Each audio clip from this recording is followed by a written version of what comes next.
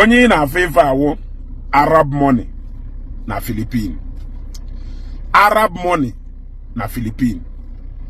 Welu uno luchachu uno luo mansion ana agbago na nda nde yawo ana agbasiro ha maka enigwe ahụ ha sego go hapụ enigwe ahụ ka ha nọ n'ụwa maka na ife niile the kind of comfort mmadụ ya ejijecho na enigwe karịkwa ndị ebe ha nwere ebefa Rochas Shell wa chapel before pụọ o jesekpuru na chapel ahụ kpee ekpere ama na ụfọdụ ụmụ ofekedu ka ụnụ ya sị na ndị a na-eji ụka eme camouflage na ha na-eji ụka eme camouflage na loki na ha na-emekwa ife ọgwụ na ndị otue ọgaranya dị etu a ịma na ọ chọọ owere ofuru m tọọ na ọ yetu okwu agwụ ya apịa ya tara ihe eti ife onwe ife ihe eme ọ gbasahụ ọ ya anakwaghị onye kwaghị ego ịnarakwa maka ịnidi that money na-emenwu camouflage with ụka mana ngụnwa enwere ọnwa nkọbọ nwere ife ishi ihe anụ enu ihe anụ ana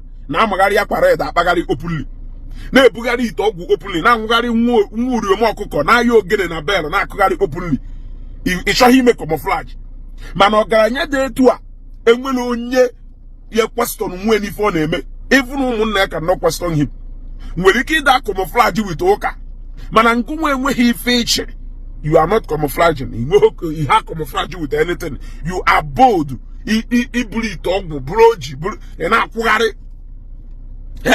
Eji milu onu na agba. Chap. Onu na agba. Edeni gumunde niile wunde na abalu Igbo ulu. Jene na eberebe nde niile ke rice na Christmas ya ke ego. Mee na agbata obi ha na ụmụnne ha na ikwu na ibe ha agba Christmas ọfụma. Ha ncha niile almost 90% of them na-eje gbado ụka. Jesus ahụ wayo n'ebe ha nọ. Ha sị na nke a na nke a mere. Ha sị our fathers ndị nna ya also. Mana ngụnwa enweghị ife eche. O nwere ife echi o. Ijuru anything. Agụwa na ala Igbo ya agụụ. Inwe echi niile family hu ya just baa akwa na mmadụ pụrụ. You add one single value to your family. Value wise to umunna zero. Value wise to family zero. Value wise to agbatobi zero. Value to obodo zero. Inoho na anu ene inoho na anu ana. Ụfọdụ cousins ga ya mazigidoro ha onye ewu before amazikatazie nnago ewebe mala onye ewu.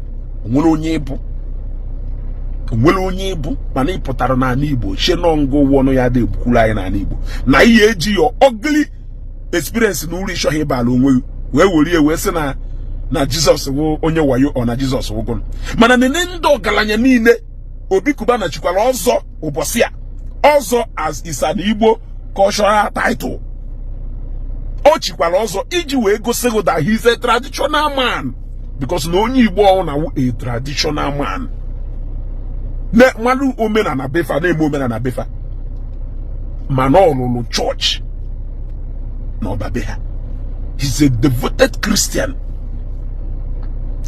It's a choice. You can choose to go to church, you can choose to go more. It's a choice. Manasina no nwere onye no nwere ife na-eme or not because of na ihe joka or because of na ihe joka ife na-eme uchi we na-eme e ma na eje chọrọ ife n'anya a eje chọrọ ife n'anya. Because na agoba successes, go a man no add go value to obodo, go a man no ji obodo na aka men obodo na hancha niile na odo ka ha na ejoka. So side ya he na fight kedu ife unu na emekaricha. Nne mu ya gbago na ya afụcha nsi egu na wee chọba n'elu. O hefo nsi egu na ịchọba nsi ịchọba egu n'elu. Egu na emo na anyu nsi ọ na-erie. Go. So look at, I have checked. Look at all of them. Some are best autos. Kambonde no na YouTube. Umokorobia dokai. Ụfọdụ n'ime ha pụtakịta asị na-ndị na-akpọ na ndị a na-ebuild ndụ a. Ngụnwa wu onye na-ebi worst lifestyle than them.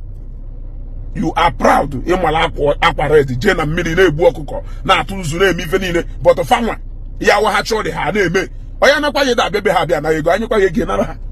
Because he need lega of if you never awuru na lifestyle na abalụ mmadụ ulu. Lifestyle na abalụ mmadụ ulu. forget about characters of people. If I want a lifestyle, you gotta go. Agwagongo. No onye na-eme for John a joker. When I have chances of changing. Onye na-eme for John a joker. Na no kuchuku. One day akara ya mozo manoza ayana.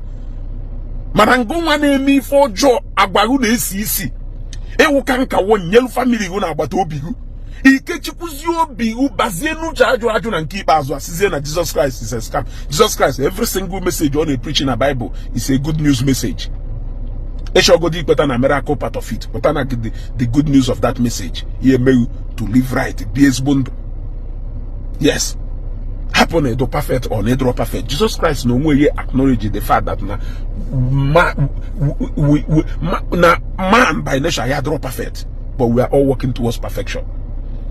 So mfuchanda ideji mkpu n'obodo ndị obodo jibiri ndị ya wachu ofu onye n'ime ha obodo agba igirigi mfucha ha ka ha si wee do dedicated to the things of God wee na-afụ ụmụ ofeka na ụmụ chafa ndị awụ terrorist ka ha wutu obodo ndị awụ anụ a na-agba egbe na-ata nri n'obodo ndị na-ebute mgbaka ndị na-enye anyị nsogbu n'obodo ka ha ya ada ekwu let's go back to our root. Church is a scam. Church is a scam. Amụ wife nna amụ jene n'obodo je guo obodo keta nene ndị niile ji aka ha ncha niile ji ụfọdụ n'ime ha chichakwara echichi na n'obodo iji wee gosiri na ha traditional men ha chichakwara echichi but they still uphold God. Ngonwe enweghị ife ewu na-achọgharị ife na akpa ha sef ịghọtago ị ajọsụ m na-amụ ife awụ men ya ha sị na eluigwe adọrọ ya hapụ ha because na ha believe na ha na-live in their own paradise n'ụwa. But they're still working towards that life after death. Yeah, baby. Anyway, I don't know what to tell you people. You know that go. The same ngoma they preach in the employers of labors. For the more than hundreds, thousands of people. Both people working for them, and in the no ha empower. And those elderly people charity how second to none. The same go want to jobless. Inwe ha call onwe ife na arụ ị na-terrorize ogbegu nku onye na-agwa ha instead of building church go and build factory employ people. Mmadụ ke employ. You are a terror to your family. You are a terror to agbata obi.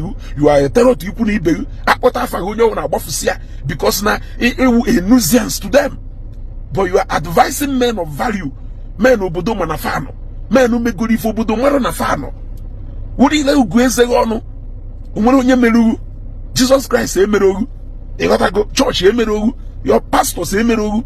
Ịghọtago you are just living a free lifestyle. Iberiberism the second to none. Inwego degree na Iberiberism chapter 1 verse 1. Ohomadu mere ugwu. Share this video.